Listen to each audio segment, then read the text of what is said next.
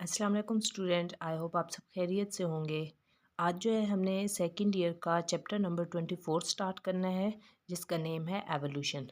इस चैप्टर के अंदर हम एवोल्यूशन को देखेंगे कि एवोल्यूशन होती क्या है, एवोल्यूशन या जो सबसे पुराने ऑर्गेनिज्म है वो कैसे बने, उनके अंदर कैसे ग्रेजुअल चेंज आया अकॉर्डिंग टू साइंटिस्ट, और इनमें किन कौन कौन से साइंटिस्ट ने रोल प्ले किया है, डार्विनिज्म, लामार्किज्म, ये सारी चीज़ें हमने इस चैप्टर के अंदर डिटेल में देखनी है। सबसे पहले हम एवोल्यूशन को देखते हैं कि एवोल्यूशन जो है वो होती क्या है। इसका इंट्रो देखते हैं। तो देखिए आपके सामने है इसकी definition. The formation of complex organism from a simple organism through a gradual change is called evolution. कि एवोल्यूशन क्या है? किसी भी सिंपल ऑर्गेनिज्म से कम्प्लेक्स ऑर्गेनिज्म का बनना क्या कहलाता है? एवोल्यूशन कहलाता है। और ये ऐसा नहीं होता कि कोई भी सिंपल ऑर्गेनिज्म है वो दिनों में कम्प्लेक्स ऑर्गेनिज्म के अंदर चेंज हो जाएगा। ये ग्रेजुअल चेंज होता है, ये आहिस्ता आहिस्ता चेंज होता है। आहिस्ता आहिस्ता इसके अंदर किसी भी ऑर्गेनिज्म के अंदर म्यूटेशंस होती हैं या एवोल्यूशन डिफरेंट जो है वो प्रोसेसेस के ज़रिए से हो रही होती है। तो इसको क्या कहते हैं? एवोल्यूशन कहते हैं। कि किसी भी सिंपल ऑर्गेनिज्म से कम्प्लेक्स ऑर्गेनिज्म का बनना और ये आहिस्ता आहिस्ता चेंज जो उनके अंदर आ रहा है, ये सारा क्या कहलाता है? एवोल्यूशन कहलाता है। अब अगर हम बात करें एवोल्यूशन की, तो ज़ाहिर है आपके माइंड में भी बहुत से क्वेश्चंस आ रहे होंगे।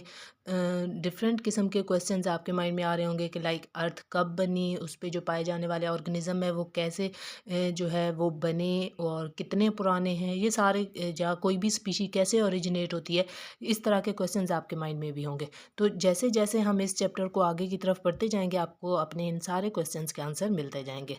अगर हम बात करें कि कोई भी स्पीशी जो है वो कैसे ओरिजिनेट हुई या लाइफ जो है अर्थ पे कैसे स्टार्ट हुई, तो इसके बारे में दो तरह के ख्यालात के लोग पाए जाते हैं। एक हैं जो बिलीव रखते हैं स्पेशल क्रिएशन पे, और दूसरे हैं जो कि बिलीव रखते हैं एवोल्यूशन पे। अब सबसे पहले देखें कि हम जो है वो कॉन्सेप्ट ऑफ स्पेशल क्रिएशन को देखते हैं। एवोल्यूशन के बारे में तो फिर आगे हमने डिटेल में इस चैप्टर के अंदर सारा देखना ही है। चलें देखें concept of special creation. Special creation पे जो लोग बिलीव रखते हैं उनको क्रिएशनिस्ट भी बोलते हैं। और इन लोगों का बिलीव किस चीज़ पे होता है कि कोई भी जो ऑर्गेनिज्म है उसको नेचर ने वैसे ही बनाया है। लाइक ह्यूमंस हैं तो उनको ह्यूमन के तौर पे ही बनाया है। कोई बर्ड है तो उसको नेचर ने बर्ड के तौर पे ही बनाया है। फिशेस हैं तो उनके अंदर फिशेस को फिशेस के तौर पे ही बनाया है। ऐसा नहीं है कि कोई एक ऑर्गेनिज्म आहिस्ता आहिस्ता चेंज होकर दूसरे ऑर्गेनिज्म में जो है वो चेंज हो जाएगा। अल्लाह ने या जो है इसको वैसे ही बनाया है। तो इस तरह का जो कॉन्सेप्ट है उसको स्पेशल क्रिएशन कहते हैं। डिफरेंट साइंटिस्ट ने जो है इस पे काम किया है। सबसे ज़्यादा जो काम है या सबसे पहले जिसने इस पे काम किया वो कार्लस लीनियस हैं। कार्लस लीनियस के बारे में वैसे भी आप लोग जो है जानते होंगे, जिन्होंने बायनोमियल नोमेनक्लेचर पे काम किया है। आप लोगों ने फर्स्ट ईयर में पढ़ा भी होगा साइंटिफिक नेमिंग का जो सिस्टम है सारा। तो देखें चलें इस थ्योरी के बारे में देखते हैं। इसको अच्छा कहीं पे थ्योरी का लेवल दिया हुआ है, कहीं पे जो है इसको हाइपोथेसिस वगैरह कहते हैं। अब अकॉर्डिंग टू दिस थ्योरी जितने भी लिविंग ऑर्गेनिज्म है, all living things come into existence, कैसे वो जो है वजूद में आए, in their present form specially created by nature. के जितने भी लिविंग ऑर्गेनिज्म हैं वो उनको नेचर ने वैसे ही बनाया है। ऐसे नहीं है कि कोई भी ऑर्गेनिज्म दूसरे से चेंज होके बना है। तो इसको क्या कहते हैं? स्पेशल क्रिएशन कहते हैं। जो दूसरा कॉन्सेप्ट है वो एवोल्यूशन का है। और जो लोग एवोल्यूशन पे बिलीव रखते हैं उनको एवोल्यूशनिस्ट भी बोलते हैं। और इनका बिलीव किस चीज़ पे है कि यूनिवर्स के अंदर कोई भी चीज़ जो है वैसे ही नहीं बनी। लाइक ऐसे यूनिवर्स नहीं बन गई कि कोई भी ऑर्गेनिज्म होगा और वो सडन जो है सडनली क्रिएट हो गया होगा। बल्कि पहले डिफरेंट किस्म के ऑर्गेनिज्म थे, उनके अंदर आहिस्ता आहिस्ता चेंज आया और उन आहिस्ता आहिस्ता चेंजेस की वजह से नए ऑर्गेनिज्म बनते गए। उस इन्वायरमेंट के मुताबिक जो है उनके अंदर चेंजेस आती गई। तो इसको क्या कहते हैं? एवोल्यूशन कहते हैं। अब जाहिर है इस पर भी डिफरेंट साइंटिस्ट ने बहुत ज़्यादा काम किया है। सबसे ज़्यादा काम या जिसका सबसे ज़्यादा रोल है वो डार्विन है। डार्विन ने इस पर सबसे ज़्यादा जो है वो काम किया है। डार्विन की आप लोग आगे थ्योरी भी देखोगे डार्विनिज्म के नाम से। तो उसके बारे में भी हम लोग जो है इस चैप्टर के अंदर डिटेल में पढ़ेंगे।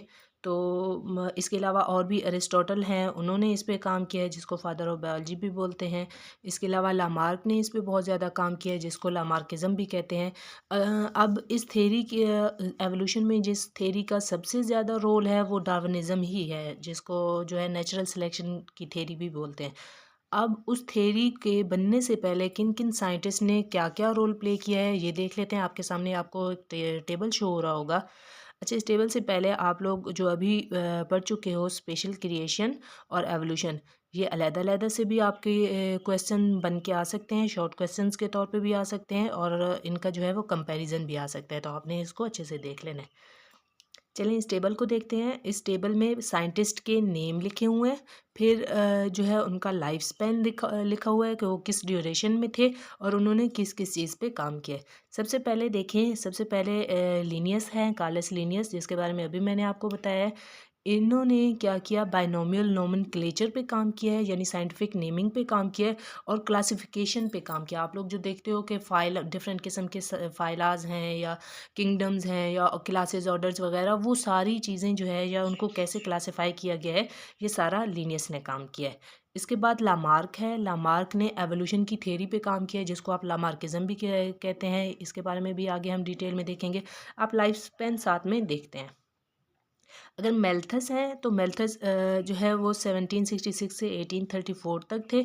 इन्होंने जो है ऐसे लिखा है प्रिंसिपल ऑफ पॉपुलेशन। इसमें सारा उन्होंने पॉपुलेशन की करैक्टरिस्टिक्स, किस किस तरह की पॉपुलेशंस पाई जाती हैं, उस पर डिटेल से काम लिखा है। अच्छा, आपने इस टेबल को अच्छे से करना है। आपका जो है इसमें से एमसीक्यूज़ बन के आ सकता है। आपके एमसीक्यूज़ इसमें से इवन के कम्पिटिटिव जो एग्ज़ाम्स होते हैं उनमें भी इनके जो है बुक्स वगैरह के या पब्लिकेशंस के नाम दिए हुए होते हैं, तो वो भी आ सकते हैं। आपने इस टेबल को अच्छे से देख लेना है। नेक्स्ट जो साइंटिस्ट हैं वो कोवियर हैं। कोवियर ने 1769 से 1832 तक जो है इनका लाइफ स्पैन था। इन्होंने पैलेंटोलॉजी पे काम किया है। पैलेंटोलॉजी क्या होती है? फॉसिल्स की स्टडी, ठीक है। तो फॉसिल्स की स्टडी पे काम किया है। इसके अलावा अर्थ की हिस्ट्री पे काम किया है कि कैसे लाइफ जो है वो स्टार्ट हुई या कैसे अर्थ पे पहले चेंजेस हुई, ये सारा जो है उन्होंने एक्सप्लेन किया है अपने एसेज वगैरह के अंदर। नेक्स्ट जो है लायल हैं। उनका जो ड्यूरेशन है वो 1797 से 1875 तक है। इन्होंने जियोलॉजी, प्रिंसिपल ऑफ जियोलॉजी के नाम से जो है अपनी पब्लिकेशंस दी हैं। जियोलॉजी अर्थ की स्टडी को कहते हैं, ठीक है। तो उन्होंने सारा अर्थ की स्टडी पे जो है वो काम किया है। नेक्स्ट है डार्विन। डार्विनिज्म ज़ाहिर है आप लोगों ने सुना भी होगा। इन्होंने क्या किया था कि एक जो है एक बहुत ही इम्पोर्टेंट सफ़र किया था। उस पे उन्होंने डिफरेंट एसेज वगैरह लिए थे, या कोई भी स्पीशी कैसे ओरिजिनेट होती है या वहाँ पे जो पाई जाने वाली स्पीशीज़ हैं वो कौन कौन सी हैं, उनके वो दूसरे से स्पीशी से कैसे वेरी कर रही हैं, ये सारी डिटेल जो है आगे हमने देखनी भी है। तो उन्होंने क्या किया है, बीगल वॉयज ऑफ बीगल, यानी उनका जो सफ़र था उस पे वो सारा डिटेल में आप इस चैप्टर के अंदर देखोगे। इसके अलावा उन्होंने बुक लिखी है कि कोई भी स्पीशी कैसे ओरिजिनेट होती है, और इसके अलावा ओरिजिन ऑफ स्पीशी पे ज़ाहिर है उन्होंने एक थ्योरी भी लिखी है। नेक्स्ट जो है मेंडल का लॉ है। मेंडल है। मेंडल के लॉ के बारे में आप लोग जानते होंगे। आप लोगों ने पहले 9th-10th में या पिछली क्लासेस में पढ़ भी चुके होंगे कि लॉ ऑफ इंडिपेंडेंट असॉर्टमेंट और लॉ ऑफ सेग्रीगेशन वगैरह, उसके बारे में चैप्टर नंबर 22 के अंदर वैसे डिटेल में हमने पढ़ना भी है। तो मेंडल ने इनहेरिटेंस पे बहुत ज़्यादा काम किया है। इनहेरिटेंस क्या होता है कि जीन्स कैसे रोल प्ले कर रही हैं किसी भी ट्रेट को नेक्स्ट जनरेशन के अंदर लेके जाने में। तो ये सारा जो है हमने देखना है। इसके बाद जो है नेक्स्ट वैलेंस हैं, जिनका ड्यूरेशन जो है 1823 से 1913 तक है। इनको फादर ऑफ बायोजियोग्राफी भी कहते हैं। इन्होंने भी जो है एवोल्यूशन पे काम किया था, और इन्होंने जो डिफरेंट एसेज लिखे थे वो डार्विन को सेंड किए थे, और डार्विन ने उन एसेज को अपने जो थ्योरी है उसके अंदर यूज़ किया था। ये टेबल है, आप देख लें एक बार अच्छे से और इसको अच्छे से कर लेना है। नेक्स्ट अगर हम बात करें एवोल्यूशन की, आपको स्पेशल क्रिएशन वगैरह की तो समझ आ ही गई होगी। एवोल्यूशन की बात करें तो एवोल्यूशन के बारे में जो है वो डिफरेंट किस्म की थेरीज दी हुई हैं। लाइक कैसे कोई भी ऑर्गेनिज्म जो है प्रोकैरियोट्स कैसे यूकैरियोट्स के अंदर चेंज हुए, तो वो सारा डिटेल में देखना है। पहले हम देखेंगे कि कोई भी यूकैरियोट कैसे बना या प्रोकैरियोट कैसे बना, उसके अंदर कैसे कैसे चेंजेस हुई। वो पहले एनारोबिक थे तो अरोबिक कैसे बने, अगर हेटरोट्रॉफ थे तो ऑटोट्रॉफ कैसे बने, ये सारा हमने देखना है। फिर इसके बाद जो है हम यूकैरियोट की जो है वो एवोल्यूशन देखेंगे। सबसे पहले आपको ज़ाहिर है पता होगा कि प्रोकैरियोट्स होते क्या हैं। तो प्रोकैरियोट्स उन ऑर्गेनिज्म को कहते हैं जिनके सेल के अंदर प्रॉपर न्यूक्लियस नहीं होता, जिनका जेनेटिक मटेरियल ऐसे ही सेंटर में पड़ा होता है, न्यूक्लियस की बाउंड्री वगैरह नहीं होती और डबल मेम्ब्रेन ऑर्गेनेलीज नहीं होती। इन ऑर्गेनिज्म को प्रोकैरियोट्स कहते हैं। लाइक फॉर एग्जांपल बैक्टीरिया हो गया, आर्चियोबैक्टीरिया हो गया, ये ऑर्गेनिजम्स के बारे में आप लोग पहले पढ़ भी चुके हो फर्स्ट ईयर के अंदर। अगर हम बात करें कि प्रोकैरियोट्स कब बने, या सबसे पहला जो प्रोकैरियोट है वो कब बना, तो तकरीबन 3.5 बिलियन ईयर्स अगो जो है वो पहला प्रोकैरियोट अर्थ पे बना। ये आप लोगों का एमसीक्यूज भी आ सकता है, आप लोग इसको अंडरलाइन कर लें। पहला प्रोकैरियोट कितना पुराना है, 3.5 बिलियन ईयर्स अगो जो है वो पुराना है। अब जो पहले प्रोकैरियोट्स थे वो किस तरह के थे, कहाँ पे पाए जाते थे, इसके लिए जो है एक हाइपोथेसिस दिया हुआ है जिसको वेंट हाइपोथेसिस भी बोलते हैं। अब इस वेंट हाइपोथेसिस के अंदर क्या बताते हैं कि लाइफ जो है वो कहाँ से स्टार्ट हुई, डीप ओशन से स्टार्ट हुई।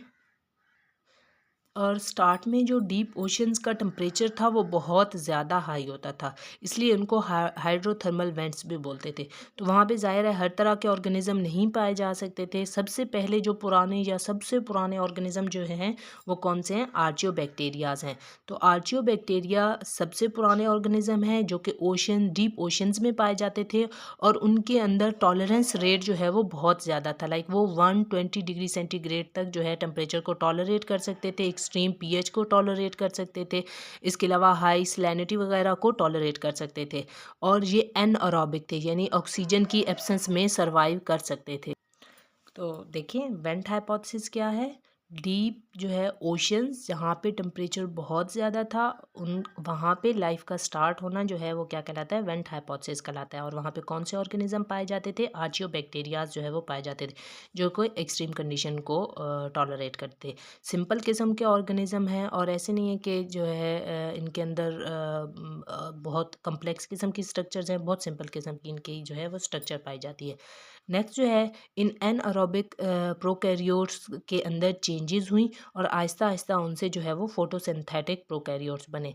अब फोटोसिंथेटिक प्रोकैरियोट्स जो है जो स्टार्ट के थे वो क्या करते थे कि हाइड्रोजन सल्फाइड को यूज़ करते थे। वैसे आप लोगों ने फोटोसिंथेसिस की जो इक्वेशन है वो देखी होगी कि कार्बन डाइऑक्साइड के साथ वाटर जो है वो रिएक्ट करता है और ग्लूकोज बनता है, लेकिन जो स्टार्ट के ऑर्गेनिज्म थे वो क्या करते थे, हाइड्रोजन सल्फाइड को as a source of hydrogen जो है वो यूज़ करते थे। और रिज़ल्ट में क्या होता था, ग्लूकोज बनता है, सेम वैसे ही वाटर बनता है और साथ में सल्फ़र रिलीज़ होती है ऑक्सीजन की जगह। तो आहिस्ता आहिस्ता जो है इन ऑर्गेनिज्म ने फोटोसिंथेसिस स्टार्ट की, लेकिन इनके अंदर स्टार्ट में क्या होता था, हाइड्रोजन सल्फाइड को यूज़ किया जाता था। और जब ये फोटोसिंथेटिक प्रोकैरियोट्स बने तो जो इन्वायरमेंट है उसके अंदर मिनरल्स वगैरह, न्यूट्रिएंट्स वगैरह और ज़्यादा ऐड होना शुरू हो गए।